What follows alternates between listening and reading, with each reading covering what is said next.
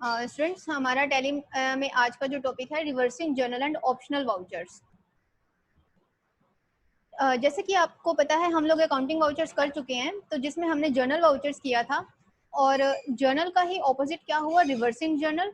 और जो optional voucher है, जैसे कि आप सामने ये वाला फीचर देख सकते हैं, इनका क्या यूज है वो देखते हैं। तो बेसिकली इनका जो आगे वर्किंग है अकाउंटिंग और इनवॉइसिंग वाउचर दोनों में कैसा रहता है वो देखते हैं। सबसे पहले आते हैं जर्नल वाउचर के ऊपर। अब सपोज हम अकाउंटिंग वाउचर्स पे गए, F7 से आता है जर्नल। अब इनका रिवर्सल इफेक्ट कैसे पड़ता है। सपोज मैंने कोई एंट्री पास की, मैं इसको कर लेती हूँ। अभी तक जैसे अक्टूबर वाला चल रहा था, फर्स्ट ऑफ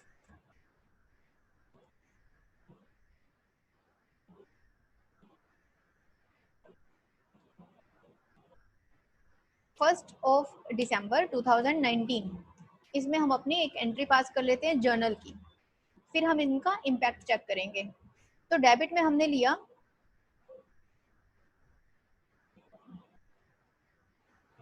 एक मैंने डेटर बना लिया, देबीना सन्ड्री क्रेडिटर डेटर्स, और इसको हम इधर से सेव कर लेते हैं डेटर्स। और इसको सपोज हमने सेल की है 5000 की, तो सेल की एंट्री क्या होती है, पार्टी टू सेल, जब डेटर का अमाउंट इंक्रीज होता है। और यहाँ से सेल्स हमने ले लिया, सेल्स हमारा ऑलरेडी बना हुआ है, तो ये हमने एक जर्नल एंट्री पास कर ली 5000 देबीना टू सेल्स। अब इसका इम्पैक्ट चेक करें। देखिए दिसंबर की एंट्री थी, अब ये हमारी डे बुक में आएगी। एस्केप से वापस आ गए, बिल्कुल डिस्प्ले में जाएंगे, यहाँ से डे बुक पे जाएंगे और सी हमारे पास ये दिसंबर की एंट्री आ गई। और इसका एक और इम्पैक्ट चेक करने के लिए कि इनका कहाँ कहाँ पड़ता है। अब देबीना हमारी डेटर है, तो ये और किस में जाएगा, डेटर्स किस में जाते हैं, नॉन रिवेन्यू आइटम है तो बैलेंस शीट में। यहाँ से आप बैलेंस शीट चेक करेंगे, बैलेंस शीट, और यहाँ से करंट एसेट्स, और इधर से सन्ड्री डेटर्स। इसके ऊपर आपने एंटर प्रेस किया तो ये आप देख सकते हैं हमारे पास देबीना का अकाउंट ओपन हो गया 5000 से। और जो सेल है, सेल हमारी रिवेन्यू आइटम है, वो किस में जाएगी, प्रॉफिट एंड लॉस अकाउंट में। यहाँ पे गए, एंटर प्रेस किया, और इधर से एंटर प्रेस किया, ये हमारी सेल, एंटर, तो ये दिसंबर की एंट्री आ गई 5। ये हमारा था सिंपल जर्नल एंट्री और उसका जर्नल का ओरिजिनल इम्पैक्ट। अब हम देखते हैं रिवर्सिंग जर्नल का इम्पैक्ट कैसे पड़ता है। अब यही एंट्री हम जर्नल में ना करके रिवर्सिंग जर्नल में करते हैं। अकाउंटिंग वाउचर्स पे गए, जो रिवर्सिंग जर्नल का शॉर्टकट है,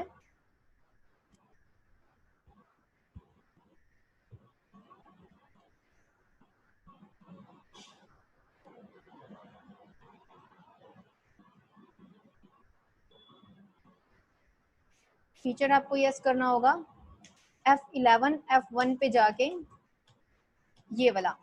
अब क्योंकि हमारा इन्वेंट्री से रिलेटेड तो नहीं है, अकाउंट से रिलेटेड है, तो आप क्या करेंगे, use reversing journals and optional voucher को यस कर देंगे और इसको सेव कर देंगे। अब यहाँ पे आपने क्या करना है, F10 प्रेस करना है। F10 से आपके पास क्या आता है, रिवर्सिंग जर्नल। अब इसी एंट्री को मैं फिर से रिपीट कर लेती हूँ, मंथ भी ले लेती हूँ, कौन सा, 1 दिसंबर, ओके। और इधर से पार्टी लिया, 10,000 की एंट्री कर लेते हैं, और क्रेडिट लिया इधर से सेल्स, और इसको सेव किया। ठीक है, एंट्री सेम है लेकिन की किस में है, रिवर्सिंग जर्नल में। कैसे की थी एक बार फिर से देखेंगे। F11 F1 पे जाके यूज रिवर्सिंग जर्नल वाले फीचर को यस करके, उसके बाद आपने यहाँ पे क्या किया, F10 से आता है रिवर्सिंग जर्नल।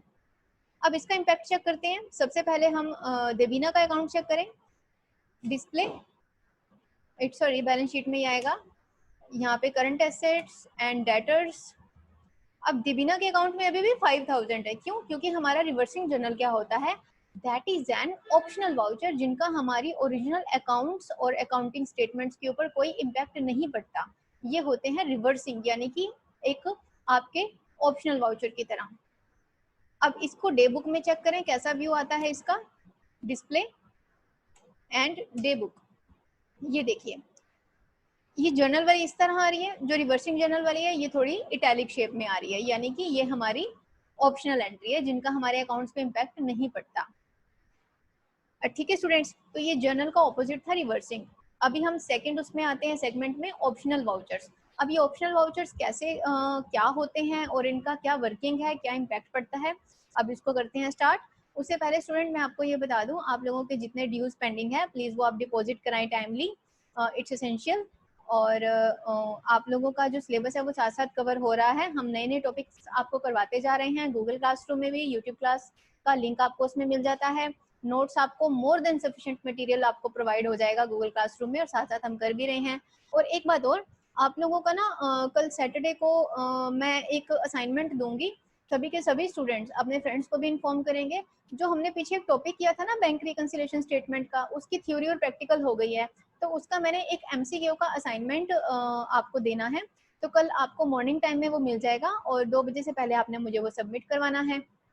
ठीक है स्टूडेंट, और संडे को भी आप हमारे साथ जुड़े रहेंगे। मैंने उस दिन आप लोगों से हम लोगों का कन्वर्सेशन रहेगा और उसमें मैं एक क्विज कंडक्ट करूंगी कि मैं आपसे जो हमारे पीछे जितने भी टॉपिक्स हो चुके हैं अब तक के अकाउंट्स के, तो रैंडमली उसमें से क्वेश्चन मैं आप लोगों से पूछूंगी और आप मुझे उसके अकॉर्डिंग आंसर करेंगे। तो मैं ऐसा नहीं कहती कि it would be a test और काइंड ऑफ आपका एग्जाम, बट एक हमारी वैसे तो कन्वर्सेशन होनी है। ठीक है, आप लोगों की क्वेरीज भी रहेंगी, सजेशंस भी रहेंगे, आप हमसे बात करेंगे और साथ ही साथ हमें क्विज भी कंडक्ट करेंगे। ठीक है स्टूडेंट्स, तो उससे आपका नॉलेज एनहांस होगा, स्किल डेवलपमेंट होगी। और जो क्विज मैं कंडक्ट करूंगी संडे को और उसका ट्यूटोरियल पूरे नोट्स वो भी मैं आपको गूगल क्लासरूम में शेयर करूंगी। जितनी भी हमारी बातचीत रहती है या जितना भी हमारा स्टडी मटेरियल रहता है जो हम यहाँ पे डिस्कस करते हैं, उनके proper detailed notes systematic way में आपको मैं जरूर प्रोवाइड करती हूँ। ठीक है स्टूडेंट, चलिए अब आते हैं नेक्स्ट टॉपिक पे, ऑप्शनल वाउचर। अकाउंटिंग वाउचर्स पे जैसे गए, अब आप कोई भी वाउचर खोलें, कोई भी मीन्स कोई भी, चाहे आप F4 से कॉन्ट्रा पे आए, पेमेंट पे आए, रिसिप्ट पे आए, परचेज पे आए या सेल पे आए। ओके, सपोज मैं परचेज पे आ जाती हूँ F9 से। अभी दिसंबर मंथ एक परचेज की एंट्री पास कर लेते हैं, बिल नंबर मैंने सपोज 105 दिया, पार्टी नेम एक क्रेडिटर ले लेते हैं जैसे कि नीमा, और यहाँ पे कर लेते हैं purchase. Name of item computer, ठीक है, 10 पीसेस, और सिंपली हमने इसको सेव कर दिया। अब ये क्या थी, हमारी ओरिजिनल एंट्री।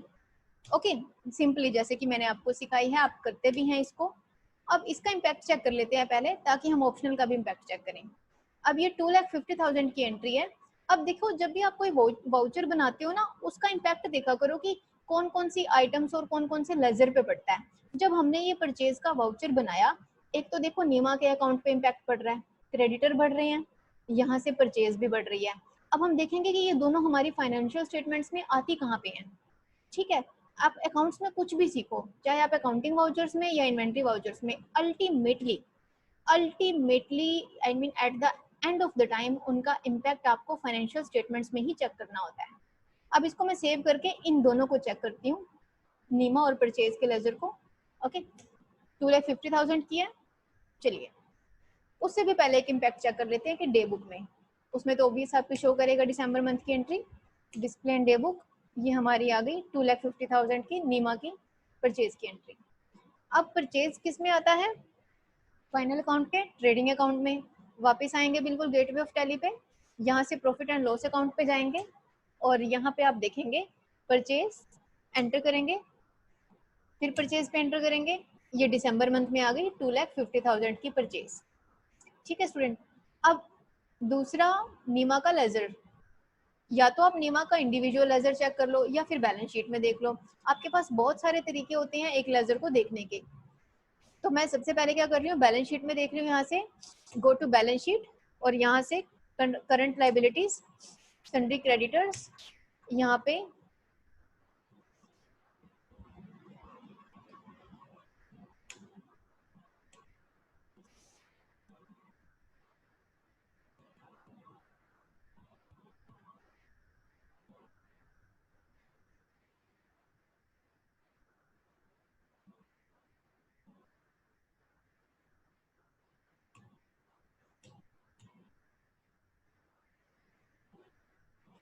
ये नीमा के आगे क्रेडिटर लिखा हुआ है लेकिन ये बना डेटर्स में हुआ है, इसीलिए आपके क्रेडिटर्स में शो नहीं कर रहा।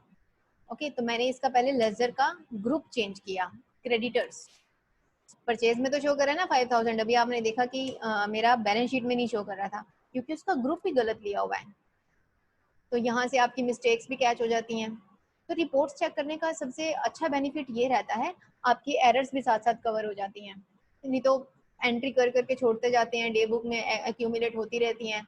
बट आपको अपनी एरर्स का पता होना चाहिए कि जो काम आप कर रहे हैं उसमें कुछ कमी पेशी तो नहीं है, गलतियां तो नहीं है, अगर हैं तो उसे कवर कैसे करना है। ठीक है, that is the most important part. क्योंकि काम करना तो सभी जानते हैं, लेकिन क्या वो करेक्ट हो रहा है या नहीं, और अगर उसमें गलतियां आ रही है तो उसको इम्प्रूव कैसे करना, वो सब नहीं करते। तो वो बहुत इंपॉर्टेंट पार्ट है। काम करने के बाद उसे सबको चेक करना, वहां से आपको अपनी गलतियां पता लगती हैं। डिस्प्ले और सॉरी सीधा बैलेंस शीट पे जाएंगे और यहाँ से करंट लायबिलिटीज, क्रेडिटर्स, ये आ गया नीमा का लेजर, पहले यहाँ पे शो नहीं कर रहा था, एंटर किया और ये आ गई मेरे पास इसकी दिसंबर की अमाउंट। अब नीमा का इंडिविजुअल लेजर भी आप चेक कर सकते हैं कि इसके अकाउंट में आ गए हैं। तो display and account book and ledger, और इधर से नीमा, ठीक, नीमा का आ गया इधर से 2,50,000 का परचेज, और ओपनिंग बैलेंस इसका 6,500 जैसे दिखा रहा है क्योंकि ये डेटर को एज ए डेटर यूज किया हुआ है, इसलिए 6,500 है क्योंकि डेबिट बैलेंस है। इसको भी हम ठीक कर लेते हैं क्योंकि ये कोई लॉजिक नहीं बनता इसमें कि एक क्रेडिटर का ओपनिंग बैलेंस डेबिट में आए। फटाफट से इसको करेक्ट कर लेते हैं, यहीं पे कर सकते हो स्टूडेंट आप। इसके लेजर को ओपन करो कंट्रोल प्लस एंटर के साथ। मुझे 6,500 इसका कोई बैलेंस नहीं शो कर रहा, इसका मतलब ऑल्ट F2, और मैं इसको यहाँ से डेट्स डिलीट करूँ, मुझे पता लग जाएगा इसके साथ डीलिंग कैसे हुई है। एक्चुअली इसको ना पहले सेल हुई है, इसको एज ए डेटर हमने ट्रीट किया हुआ है, इसीलिए 6,500 इसका डेबिट बैलेंस दिखा रहा है, नो इशू।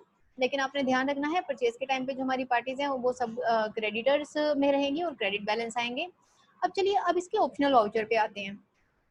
आपने क्या करना है, अब नया नहीं बनाते, हम क्या करते हैं कि हमने ना उसको एज अ ऑप्शनल ट्रीट करना है कि ये 2,50,000 की परचेज हमने एज्यूम करके देखी थी कि अगर हम उस पार्टी से 2,50,000 की परचेज करें तो हमारे अकाउंट्स पे क्या इम्पैक्ट पड़ता है। हमने यानी एंट्री करके रखी भी हुई है और नहीं भी की हुई, यानी कि आपकी डे बुक में तो शो करे लेकिन उस एंट्री का इम्पैक्ट आपके फाइनेंशियल स्टेटमेंट्स के ऊपर ना आए। उसके लिए क्या करेंगे, डिस्प्ले डे बुक। अब यहाँ से जो नीमा वाली एंट्री है, अब हमने फीचर तो यस किया हुआ था ना F11 F1 में, ये वाला यूज रिवर्सिंग जर्नल वाला। अब ऑप्शनल वाउचर किससे आता है, आप देख सकते हैं इसमें भी L, और L के नीचे क्या है, डबल अंडरलाइन। जो डबल अंडरलाइन वाले होते हैं वो क्या है, कंट्रोल से चलते हैं, जो ये सिंगल लाइन वाले होते हैं वो चलते हैं ऑल्ट के साथ। तो डबल अंडरलाइन वाले ऑप्शनल वाउचर यानी कि कंट्रोल L प्रेस करेंगे। मैंने अभी क्या किया, कीबोर्ड से कंट्रोल L प्रेस किया तो उसके ऊपर क्या लिखा आ रहा है, ऑप्शनल। इस वाउचर को टैली ने एज अ ऑप्शनल अब कंसीडर कर लिया। अब इसको या तो आप एंटर करके सेव कर लो या फिर कंट्रोल A के साथ। ठीक है, अब आप इसका इम्पैक्ट देखो, ये भी इटैलिक शेप में आ गया, यानी कि ये आपको दिखा रहा है कि इसको मैं फाइनेंशियल स्टेटमेंट्स में नहीं दिखाऊंगा। चेक करें अब इसका इम्पैक्ट, जैसे हमने पहले किया था बिल्कुल ऐसे ही आपने अपनी रिपोर्ट चेक करनी है। 2.5 लाख की परचेज थी ना, display its balance sheet and current liabilities, creditors, Neema. अब नीमा की कौन सी दिखा रहा है, वही 65 वाली, 2,50,000 इसमें नहीं है क्योंकि हमारे फाइनेंशियल स्टेटमेंट में आएगा ही नहीं। और ऐसे ही परचेज के लेजर में पहले दिखा रहा था 250, अब हम क्या करेंगे, प्रॉफिट एंड लॉस अकाउंट पे जाके यहाँ से परचेज और यहाँ से परचेज का लेजर, हमारे पास दिसंबर मंथ की कोई भी 5 लाख की अमाउंट नहीं है परचेज की। ठीक है, और ये कहाँ दिखा रहा है, डे बुक में ये। तो इसका मतलब कुछ एंट्रीज ऐसी होती हैं जो ना आपकी डाउटफुल रहती हैं, आपको अभी नहीं कंफर्म होता कि हमने ये डीलिंग करनी है या नहीं। तो आप क्या करते हैं, उसको एज्यूम करके या अभी एक आइडिया लगा के एस्टिमेट लगा के करके रख लेते हैं। जब वो एंट्री आपकी ओरिजिनल में रियलाइज हो जाए कि आपको लगे कि नहीं ये हम फाइनल परचेज कर चुके हैं, इससे स्टॉक आ चुका है, बिल आ चुका है, तो आप क्या करें, इसके ऊपर एंटर प्रेस करें और वापस से कंट्रोल एल प्रेस कर देंगे तो आपका ये ऑप्शनल से हटा देगा, वापस ओरिजिनल वाउचर में आ जाएगी। ठीक है, तो जब आपको एंट्रीज के लिए कंफर्मेशन या कॉन्फिडेंस नहीं रहता तब आप उसको ऑप्शनल में कन्वर्ट करके रख सकते हैं। मैंने कंट्रोल एल इसके ऊपर दोबारा से कर दिया और इस एंट्री को कंट्रोल ए के साथ सेव कर दिया। अब वापस ये हमारी एंट्री उधर विजिबल हो जाएगी और हमारे अकाउंट्स पे इम्पैक्ट दिखाने लगेगी। डिस्प्ले, एक तो अकाउंट बुक में आप पार्टी का लेजर चेक कर सकते हैं, नीमा, ठीक है 250 की आ गई, और डे बुक में तो हमारी कन्वर्ट हो ही गई थी ये वाली, और ऐसे ही बैलेंस शीट में, balance sheet, current liabilities, creditors, ये आ गई नीमा, और इधर से ये 2,50,000 की, ठीक है। और इधर से रह गया purchase, profit and loss account, और इधर से परचेज और यहाँ पे ये आ गई 2,50,000। तो ये हमने अभी ऑप्शनल वाउचर्स को इन्वेंट्री में यूज करके देखा है। आप अकाउंटिंग में भी ऐसे कर सकते हैं। अब एक काम करते हैं, हम ना कोई पार्टी का लेजर खोलते हैं जिसकी हमने अभी पेमेंट करनी है, यानी क्रेडिटर्स, या फिर कोई एक वो लेजर खोल के देख लेते हैं डेटर्स जिनसे हमने पैसा रिसीव करना है। तो कोई भी एक उठा लेते हैं। मैं पहले ना अपने क्रेडिटर्स की लिस्ट चेक कर लेती हूँ। डिस्प्ले, अकाउंट बुक, और यहाँ पे ग्रुप समरी पे आते हैं। ठीक है, ग्रुप समरी में मैंने निकाल लिए क्रेडिटर्स। बहुत सारे तरीके हैं, अब जरूरी नहीं है कि मैंने अकाउंट बुक में खाली क्रेडिटर्स निकाले हैं तो आपको यहाँ से मिलेंगे। आप सीधा अपने फाइनेंशियल्स में भी जा सकते हो, सीधा बैलेंस शीट उठाई, वहां से क्रेडिटर्स उठा लिए, वहीं से आपको मिल जाएंगे। ठीक है, यहाँ से ये 3 पार्टीज हैं जिनकी अभी पेमेंट करनी है। प्रीति एंटरप्राइज की करनी है, एक ये पार्टी नाम से है और एक ही नीमा। अब सपोज ये जो पार्टी है जिसका 33,500 बैलेंस है, मुझे इसकी पेमेंट करनी है। अब हम ऑप्शनल वाउचर को अकाउंटिंग वाउचर में लेके आके देखते हैं। अकाउंटिंग वाउचर्स पे गए, F5 प्रेस किया।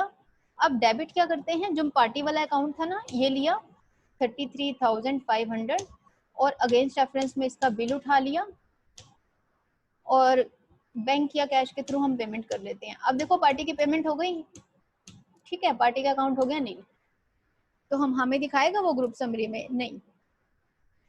डिस्प्ले, सीधा बैलेंस शीट ही निकाल लो चाहे। अब जब पहले मैंने क्या किया था, डिस्प्ले अकाउंट बुक में ग्रुप समरी में जाके चेक किया था ना, यहाँ से क्रेडिटर्स में, तो अब नीमा का लेजर नहीं, सबके इन दोनों के अकाउंट है, पार्टी वाला लेजर ही नहीं क्योंकि उसकी पेमेंट हो गई। ठीक है जी, और अगर मैं उसको ऑप्शनल में कन्वर्ट कर दूं, day book, display and day book, ये जो पेमेंट की है इसके ऊपर कंट्रोल एल प्रेस कर दिया, ठीक है, ऑप्शनल में आ गया, कंट्रोल ए कर दो, हो गई ऑप्शनल में कन्वर्ट। अब नीमा का लेजर चेक कर लेते हैं, सीधा बैलेंस शीट में, balance sheet, current liabilities, creditors, ये फिर से पार्टी का बैलेंस खड़ा हो गया 33,500। ठीक है स्टूडेंट्स, तो अभी आज की क्लास में आपने क्या सीखा कि एक तो जर्नल वाउचर ही होता है जिसको आप रिवर्सिंग जर्नल वाउचर यूज करके किसी भी एंट्री को ऑप्शनल ट्रीट कर सकते हैं।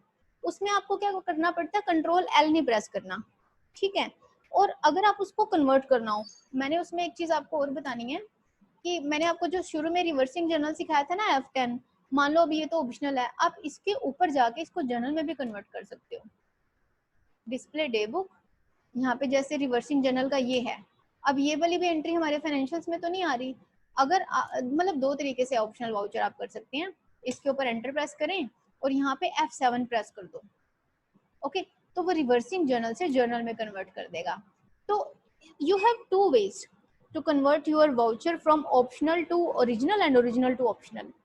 ठीक है, जर्नल टू रिवर्सिंग जर्नल, और एक कंट्रोल एल शॉर्टकट है जो आप कहीं पे भी यूज करके उसको ऑप्शनल बना सकते हो, और as per requirement you can convert it into original at any time. Okay students, तो अभी आज इसको आप करके देखेंगे अच्छी तरह से अपने पास, और नेक्स्ट क्लास में मिलते हैं एक नए टॉपिक के साथ। Thank you.